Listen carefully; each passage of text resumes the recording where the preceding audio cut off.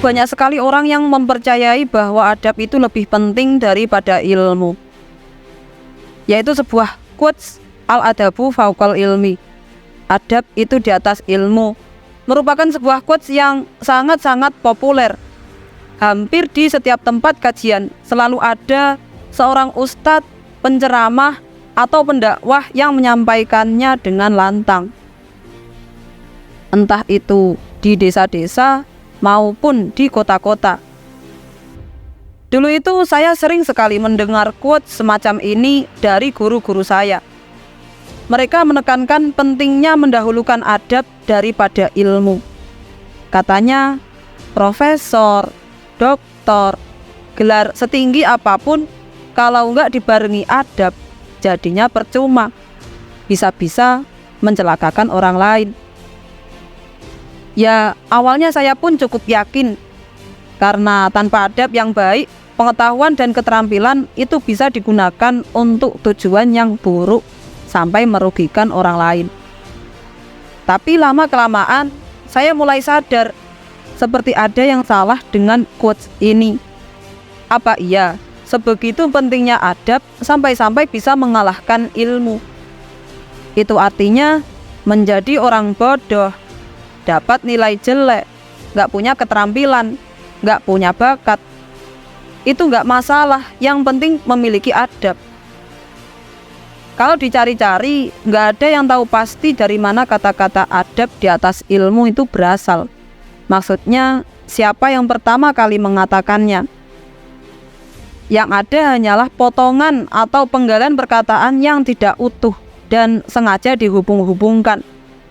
Ibarat konten video panjang yang dijadikan YouTube Short, ada oknum yang sengaja memotong hanya di bagian adabnya saja. Karena mungkin menurut mereka quotes itu keren dan sesuai bakat mereka. Padahal penggalan-penggalan kata yang mereka potong itu semuanya tidak memberikan alasan yang jelas kenapa adab bisa lebih penting daripada ilmu, dan masih menimbulkan pertanyaan. Tapi kalau dicermati lagi, kalimat itu semua awalnya bukanlah kalimat pernyataan, bukan juga sebuah pendapat, melainkan hanya sebuah kalimat sindiran. Sindiran untuk orang-orang yang berkelakuan seenaknya sendiri. Sindiran untuk orang-orang yang memanfaatkan ilmunya untuk memperkaya diri sendiri tanpa memperdulikan orang lain. Tapi yang anehnya, hal ini ditelan mentah-mentah oleh kebanyakan orang dan dianggap serius, seolah memang benar yang namanya adab itu lebih penting daripada ilmu. Yang akhirnya muncullah quote semacam itu. Maka tak heran kenapa orang-orang Islam itu bodoh-bodoh, atau lebih tepatnya senang menjadi bodoh. Karena dari anggapan atau keyakinan inilah melahirkan pemahaman bahwa ilmu tidak menjadi penting jika tidak memiliki adab. Mereka beralasan, percuma kalau memiliki ilmu, tapi kalau nggak punya adab, nanti menjadi orang yang sombong. Orang yang berilmu nggak berkah ilmunya, nggak bermanfaat ilmunya kalau dia sombong. Intinya kalau nggak punya adab bisa menyebabkan sombong. Tapi tidak sadarkah mereka bahwa ketika salah satu dari mereka menganggap orang lain sombong, maka diri mereka sendirilah yang sebenarnya sedang iri. Adab juga dianggap penting karena kalau tidak memiliki adab, orang yang berilmu berani menindas orang lain. Kayak Pak Ferdi Sambo contohnya. Orang yang hanya mengandalkan ilmu tapi nggak memiliki adab juga akan memanfaatkan ilmunya untuk mengambil hak orang lain. Kayak Pak Johnny G. Plate gitu.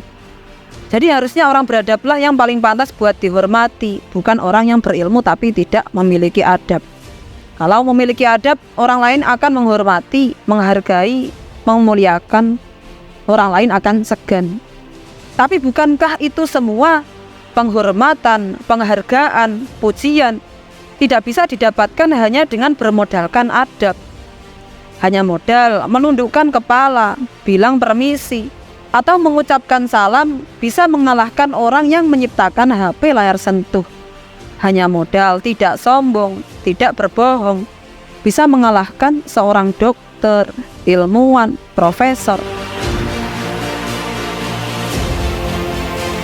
Semua pasti kenal Hitler. Ia dikenal sosok yang otoriter dan sangat kejam. Ia membantai jutaan orang Yahudi. Tapi di balik itu semua, Hitler memiliki tujuan mulia menurut filsafat adabnya sendiri, yaitu menciptakan peradaban yang sejahtera bagi manusia. Persoalannya, Hitler kurang ilmu. Dia kurang membaca untuk sampai pada pemahaman bahwa orang Yahudi yang dibencinya itu sama manusianya dengan orang Jerman ras Arya dan sama-sama ingin hidup sejahtera. Iblis pun sama. Bahkan sebenarnya ia adalah kalangan malaikat yang rajin beribadah. Saat ia ingin menyingkirkan manusia, tujuannya mulia. Ia melihat potensi pertumpahan darah ekstrim akibat kecerdasan pada spesies manusia. Masalahnya iblis kurang ilmu. Dia belum baca tentang penghargaan dan hukuman. Jadi caranya dia mengekspresikan diri itu tidak efektif di depan Sang Tuhan. Iblis dan Hitler sebenarnya bukan tidak memiliki adab, tapi hanya kekurangan ilmu. Yang namanya ilmu itu sekumpulan pengetahuan. Tahu caranya menulis, membaca, tahu caranya menghitung, menggambar, mengerti ilmu pengetahuan alam, sains, biologi. Kalau adab itu contohnya kayak berkata jujur, rendah hati, sabar, bersyukur, terus sopan santun, kayak menghormati orang yang lebih tua, tidak meludah sembarangan, tidak berkata kasar. Karena yang namanya adab itu segala perilaku yang baik dan terpuji, segala perkataan yang terpuji, termasuk juga norma dan sopan santun.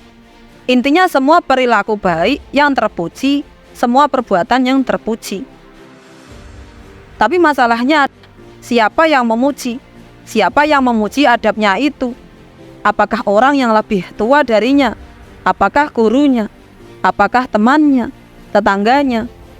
Bukankah ini semua subjektif, tergantung siapa yang menilai?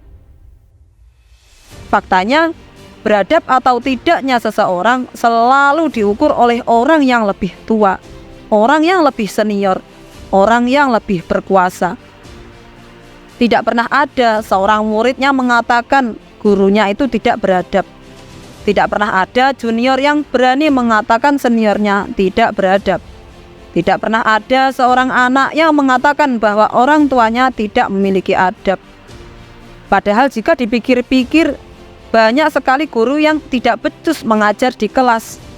Banyak sekali senior yang berkelakuan seenaknya sendiri.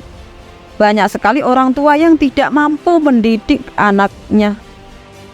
Hanya saja mereka tidak mau mengakuinya, yang sehingga kata-kata tidak beradab hanya digunakan oleh mereka. Guru yang tidak suka dikritik oleh muridnya, senior yang merendahkan juniornya, orang tua yang selalu menyalahkan anaknya.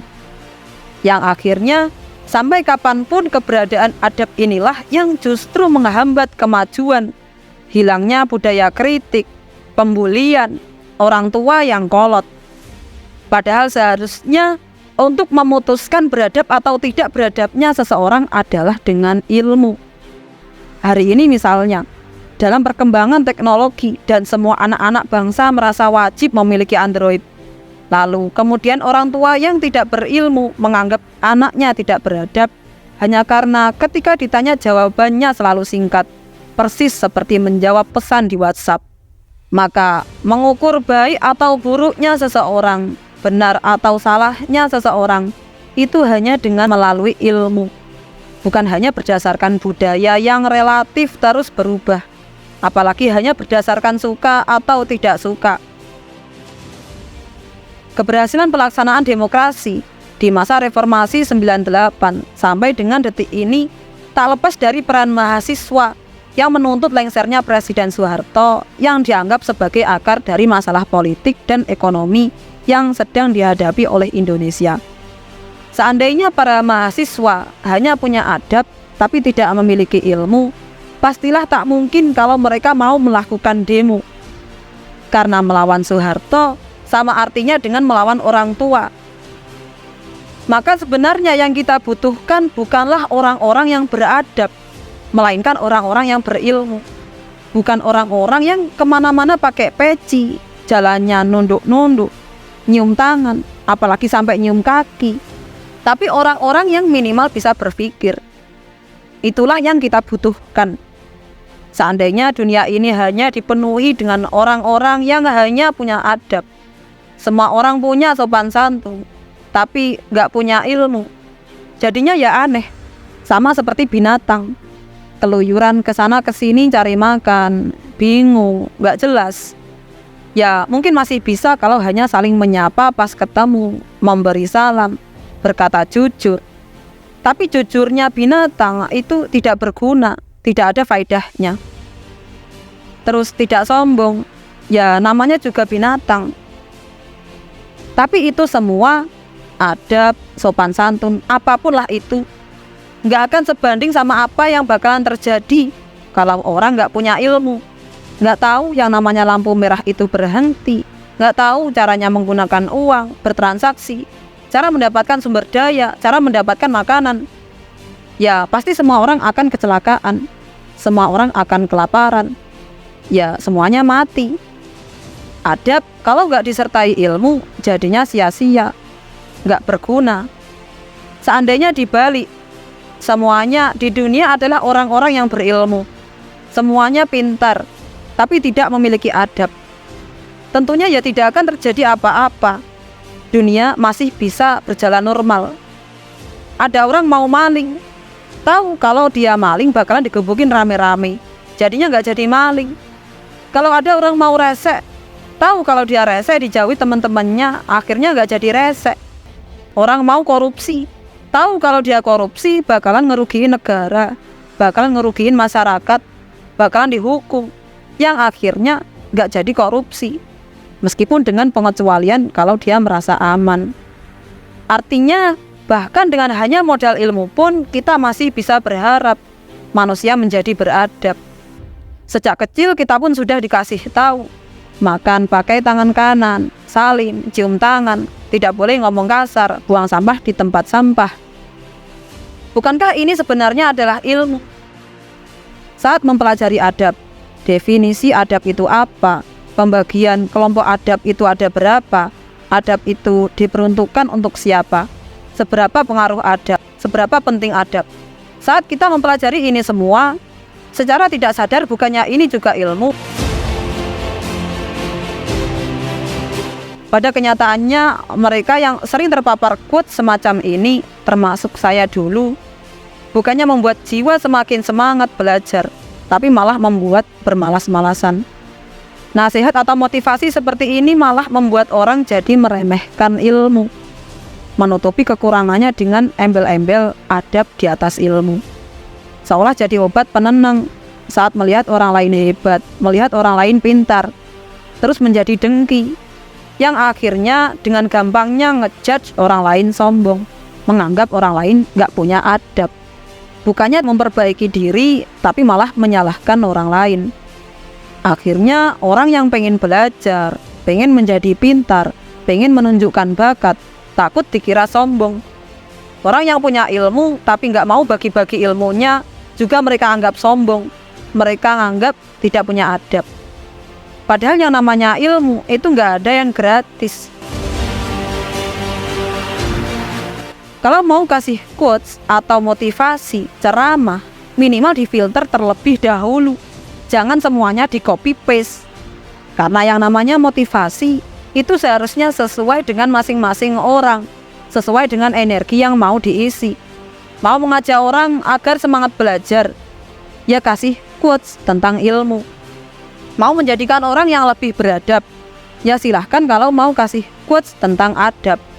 Tapi ya jangan dicampur-campur atau malah dibanding-bandingkan, yang jadinya udah nggak berilmu, nggak beradab pula. Ibarat orang udah kelaparan 7 hari 7 malam, bukannya dikasih makan, malah dikasih motivasi untuk lari-lari biar sehat. Ya mampus.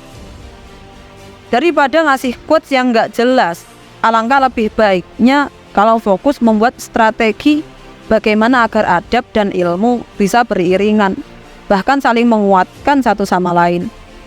Saat orang-orang di negara maju berlomba-lomba membuat strategi bagaimana cara membangun kebiasaan baik, membuat buku pengembangan diri. Mau sampai kapan kita hanya mentok sampai di quotes-quotes absurd ini? Mau sampai kapan kita akan memakan quotes-quotes sampah gak bermutu?